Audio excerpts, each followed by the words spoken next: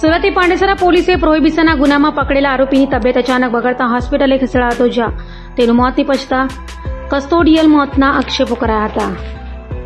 સુરત શહેરના પાંડેસરા પોલીસ મથકમાં કસ્ટડી દરમિયાન એક આરોપીનું મોત નીપજ્યું હોવાનું સામે આવ્યું છે. વાત એમ છે કે પાંડેસરા પોલીસે રણજીત નામના આરોપીને પ્રોહિબિશનના ગુનામાં અટકાયત કરી પોલીસ મથકે લવાયો હતો. દરમિયાન રાત્રિના સમયે લોકઅપમાં આરોપી અચાનક બેભાન થઈ ગયો હતો. આરોપીની સ્થિતિ ગંભીર જણાતા પોલીસ દ્વારા તાત્કાલિક સારવાર માટે તેને સુરત સિવિલ હોસ્પિટલ ખસેડવામાં આવ્યો હતો. જોકે હોસ્પિટલમાં ફરજ પર હાજર તબીબોએ તપાસ બાદ આરોપીને મૃત જાહેર કર્યો હતો. તો આરોપીને ખેંચ આવતા તેની તબિયત બગડી હોવાનું અનુમાન વ્યક્ત કરાઈ રહ્યું છે. હાલ પાંડેસરા પોલીસે મૃતદેહને પોસ્ટમોર્ટમ માટે મોકલી આગળની કાર્યવાહી હાથ ધરી છે.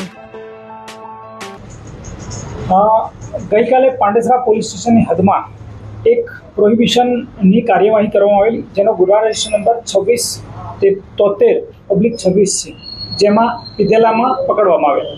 સદર ઈસમનું નામ છે પૂછતા તેણે રણજીત શેખર પટેલ જણાવેલ, પરંતુ બાદમાં તપાસ કરતા તેનું નામ રણજીત ચંદ્રશેખર ગીરી નીકળેલું, જેઓ મૂળ ઉત્તર પ્રદેશના રહેવાના હોવાનું જણાવેલ.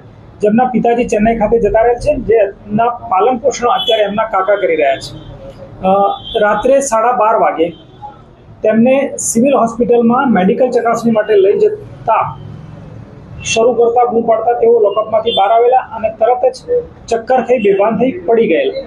તરત જ પોલીસે પણ CPR આપવાનો પ્રયત્ન કરેલ, 108ને કોલ કરતા સમયસર 108 આવી ગયેલ અને પ્રાથમિક સારવાર આપવાનો પ્રયત્ન કરેલ, પરંતુ સ્થિતિ ન સુધરતા તેમણે 108ના માધ્યમથી સિવિલ હોસ્પિટલમાં શિફ્ટ કરવામાં આવ્યું.